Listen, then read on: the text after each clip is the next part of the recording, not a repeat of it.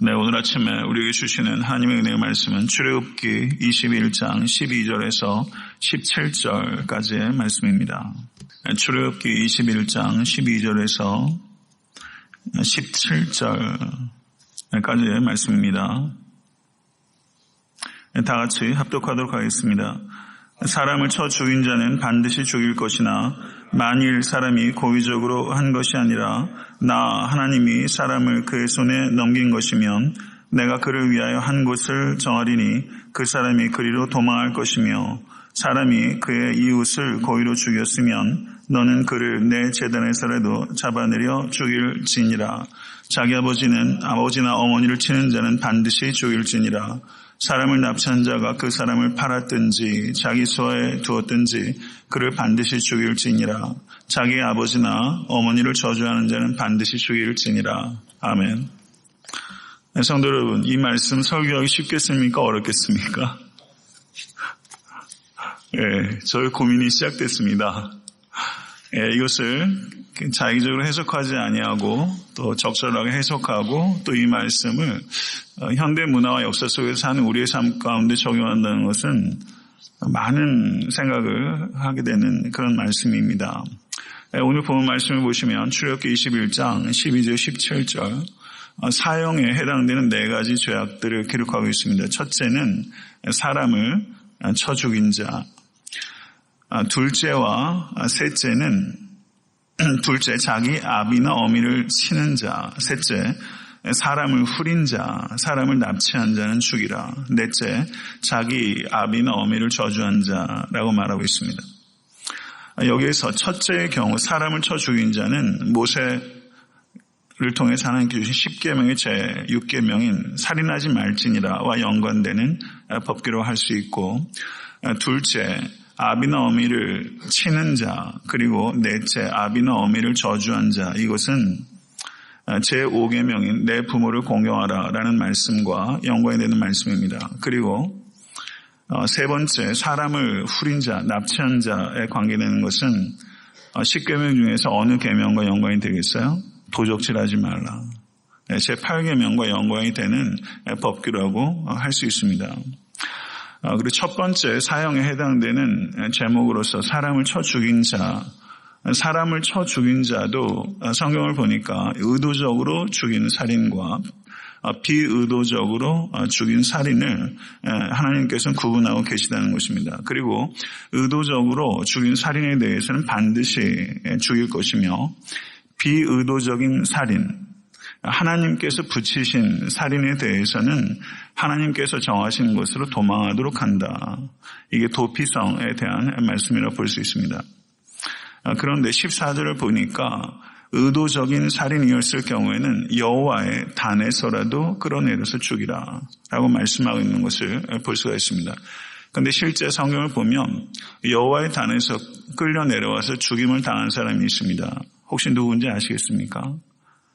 열왕기상 2장 28절에서 34절에 요압이 여호와의 장막으로 도망해서 단불을 잡고 있었습니다. 그러자 솔로몬의 부하였던 브나야가 솔로몬에 가서 고하였을 때 솔로몬이 명령해서 브나야가 요압을 쳐서 죽였습니다. 요압이 죽임을 당한 이유는 아브넬과 아마사를 칼로 죽여 흘린 무고한 피를 흘린 죄 때문에 요압이 죽임을 당하게 되었습니다. 물론 여기에는 정치적인 맥락이 분명히 있습니다. 그리고 사무엘상 24장을 보시면 다윗이 숨어있던 동굴에 사울이 그 발을 가리우려 들어왔다라는 재미난 표현이 있어요. 그 발을 가리우려 들어왔다. 그게 무슨 뜻인지 아십니까? 사울이 용변을 보러 온 것입니다. 그 안에 다윗과 그 부하들이 있다는 것을 전혀 모르는 사울이 동굴에 들어와서 이제 용변을 보려고 하는데, 그때 다윗의 부하들이 뭐라고 말하냐면 여호와께서 당신에게 이르시기를 내가 원수를 내 손에 붙이리니 내 속에 내 선한 대로 그하게 행하라 하시더니 이것이 그날이니이다 라고 말하면서 이 다윗의 수하들이 지금 이 천재이루의 기회를 놓치지 말고 사울을 죽이려고 종용하고 있는 것이죠. 그때 다윗이 어떻게 했습니까? 사울을 죽이지 않고 사울의 옷자락만 뱉고 심지어 사울의 옷자락을 벤 것을 마음 아파하고 마음에 찔려했다. 이렇게 말하면서 다윗이 수하들에게 뭐라고 말했냐면요. 내가 손을 들어 여호와의 기름 부음을 받은 내 주를 치는 것은 여호와의 금하는 것이다. 라고 말하면서 그때에도 자기의 정적이고 자기뿐만 아니라 자기의 수하들이 목숨이 경각에 달리게 되는 상황에서도 다윗이 사울을 죽이지 않았어요. 전쟁터에서 죽이는 것은 이 항목에 해당되지 않습니다. 그럼에도 불구하고 다윗이 얼마든지 자기 합리를 할 수 있었음에도 불구하고 이 사울을 살린 행위는 사실은 굉장히 비현실적으로 느껴질 만큼 이 다윗의 위대함이 있다라고 생각이 됩니다. 그런데 다윗이 사울을 살린 경우는 이번 한 번이 아니라 사무엘상 26장에도 벌어지게 됩니다. 잘 아시는 바처럼 다윗이 그의 용맹스러운 부하 아비새와 같이 적진을 정탐하러 갔을 때 사울이 진 가운데 누워있는 것을 발견했습니다. 그때 아비새가 뭐라고 말하냐면 하나님이 오늘날 당신의 원수를 당신의 손에 붙이셨나이다.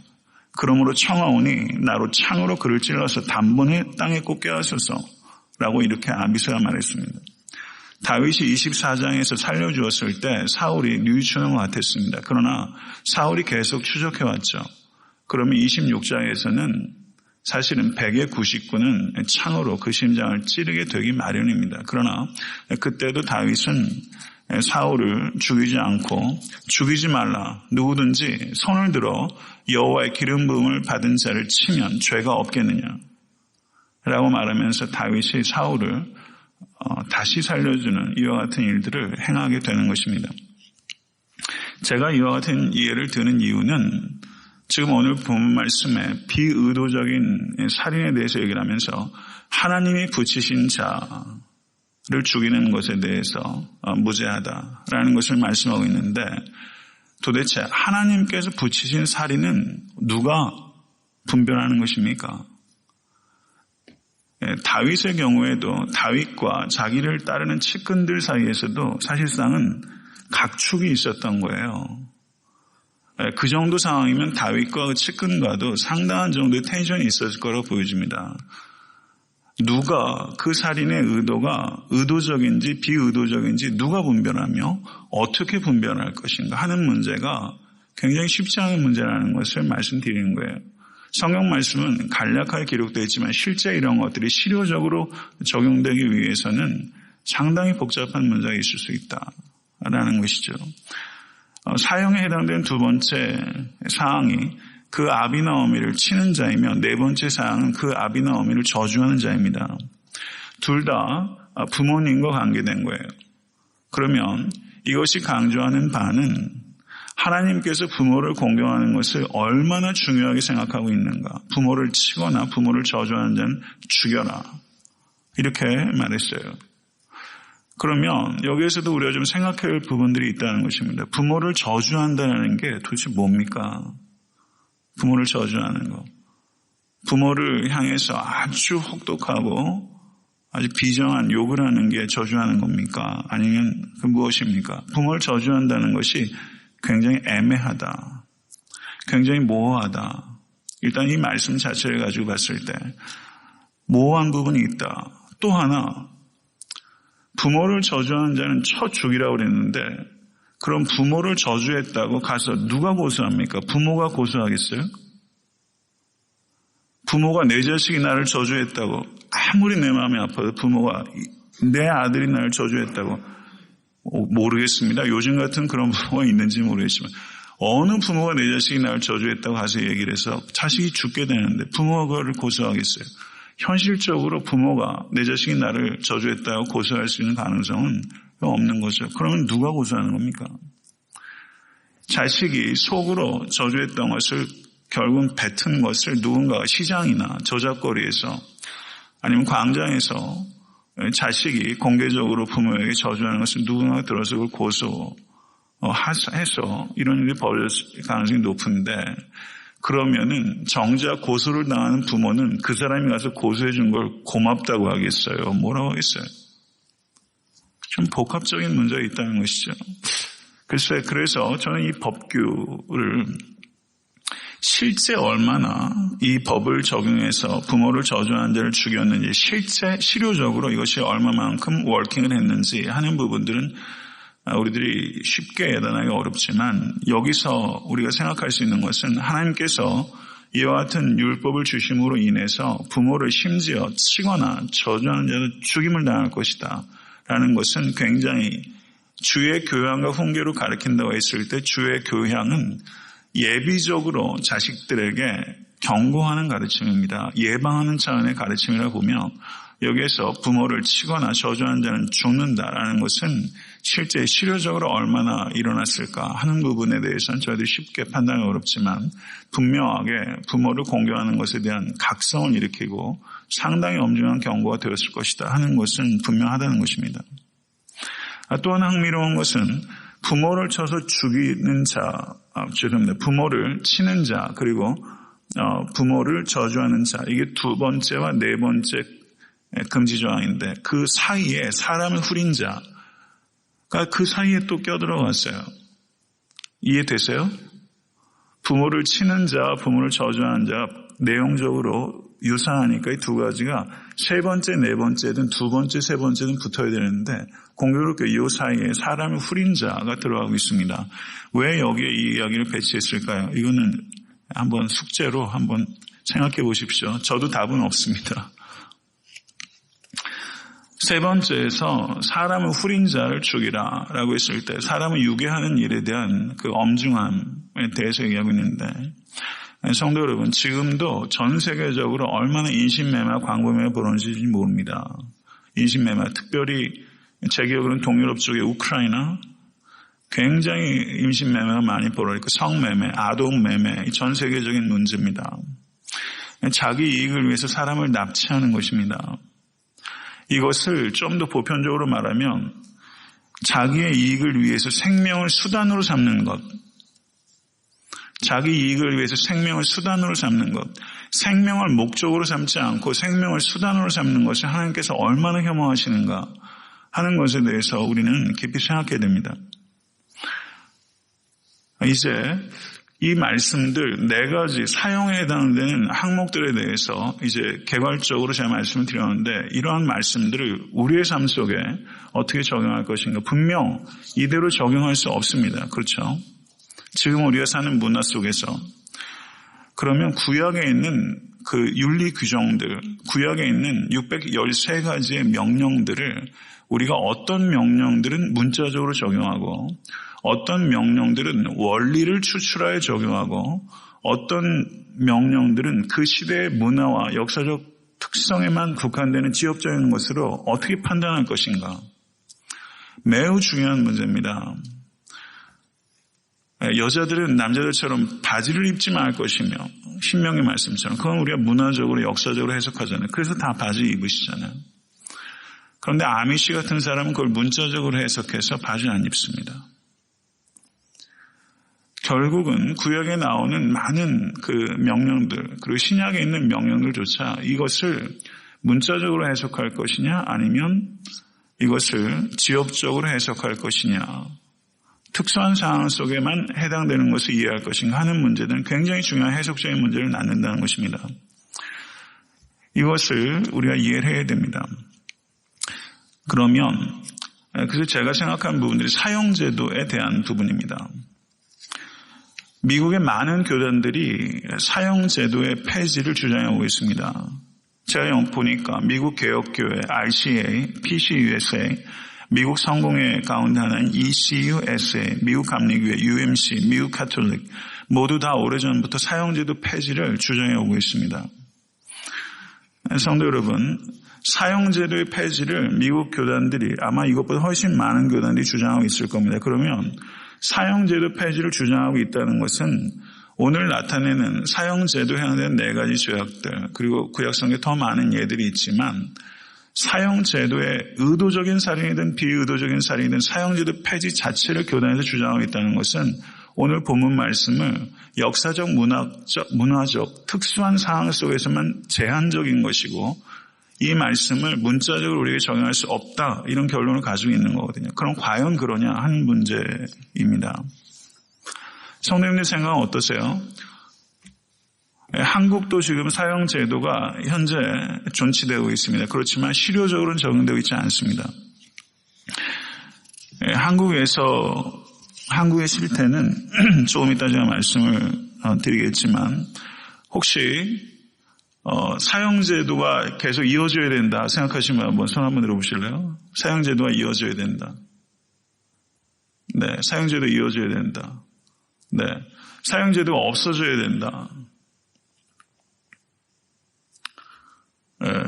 내리시죠. 아마 안 드신 분들은 나하고 특별하게 관련이 없다 이렇게 생각하신 것 같아요.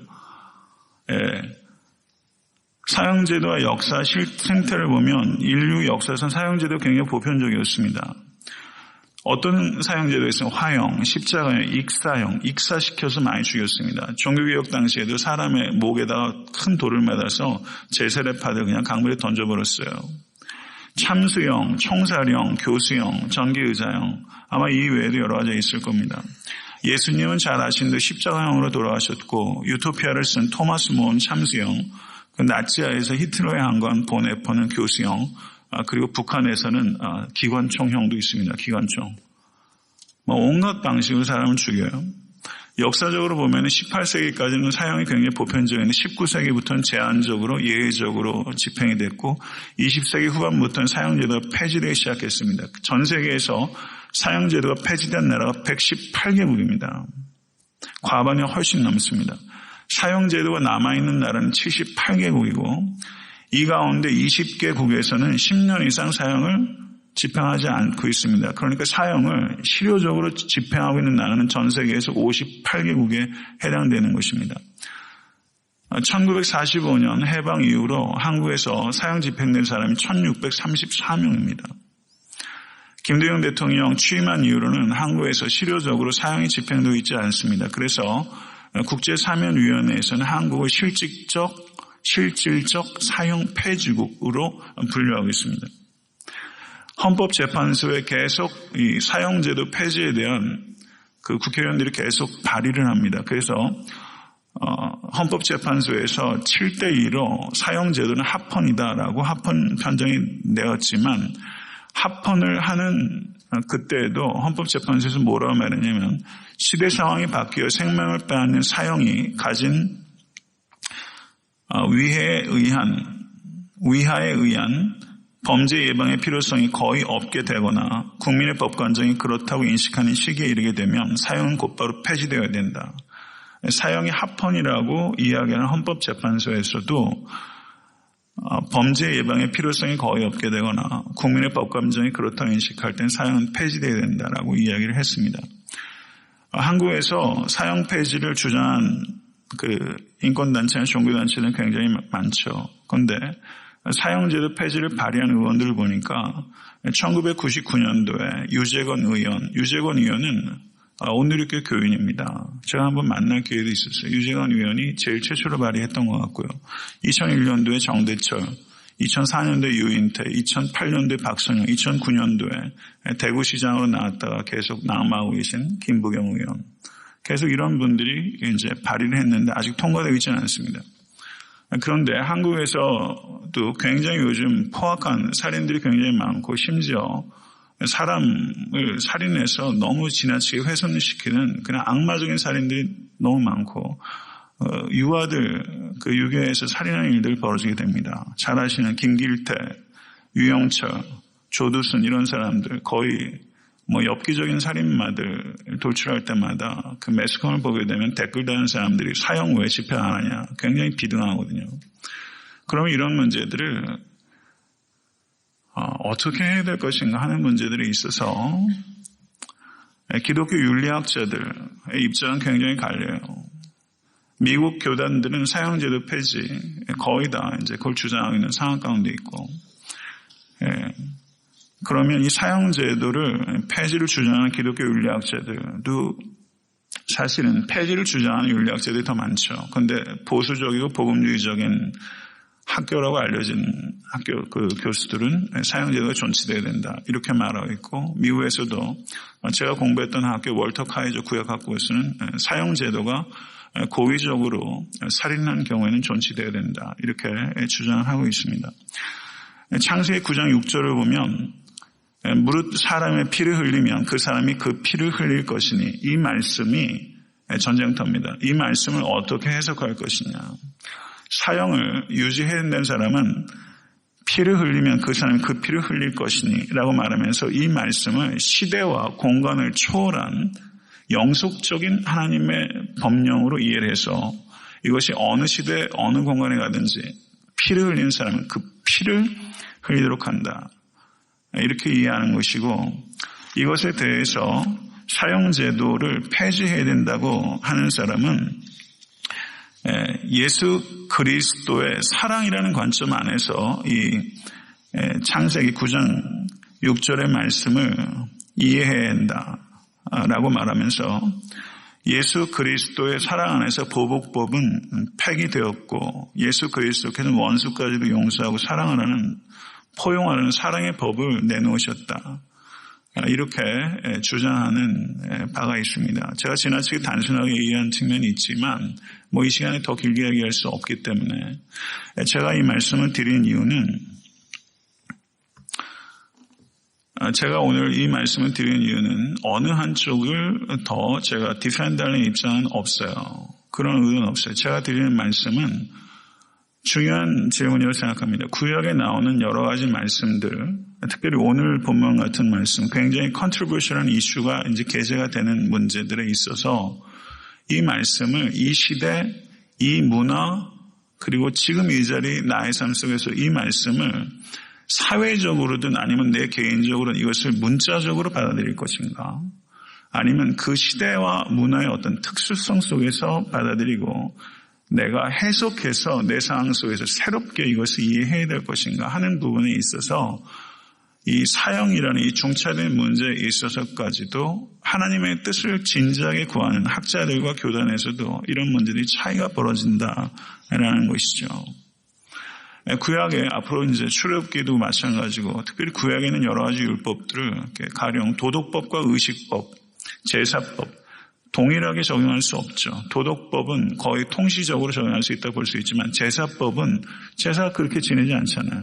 상식적으로 판단하기 쉬운 부분이에요. 그런데 어떤 부분은 상식적으로 판단하기 매우 애매한 그런 부분들이 있다는 것이죠. 그런 부분들을 우리가 어떻게 해석할 것인가 하는 부분이라는 것입니다.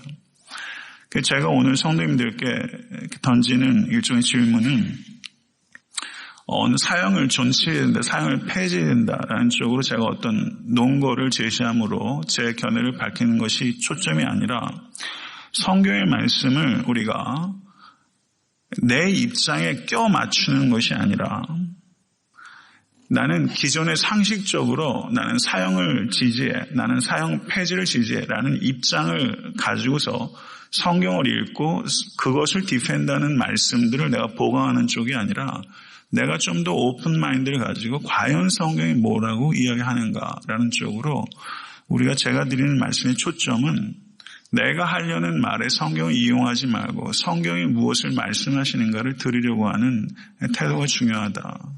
저는 그 말씀을 좀 드리려고 하는 거예요. 이게 진짜 중요한 문제입니다.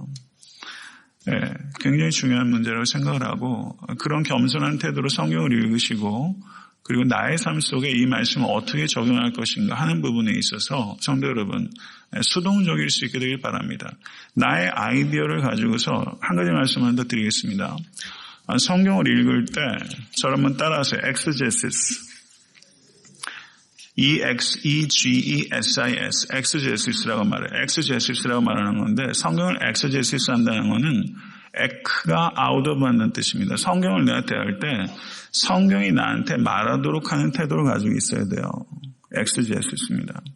그런데 많은 경우에 이분 목회자조차 성경이 말씀하시는 바를 내가 듣는 게 아니라 내가 말하고 하는 바를 가지고 성경을 이용해요. 그걸 아이스제시스라고 합니다. 내가 성경 안으로 들어가는 거예요.